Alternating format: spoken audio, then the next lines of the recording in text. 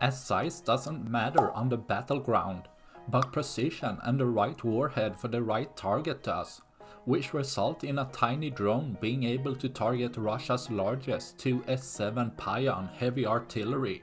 As the drone has spotted a target and dove in for a strike, it can be seen that the drone strikes the artillery system higher up, seeing the shape-charged warhead firing off and hitting the ground, either penetrating through what it hit or missed the target, while the explosive material in the warhead caused some damage at least, letting small differences affect the possible outcome, as the signal starts getting lost as the drone gets closer to the ground.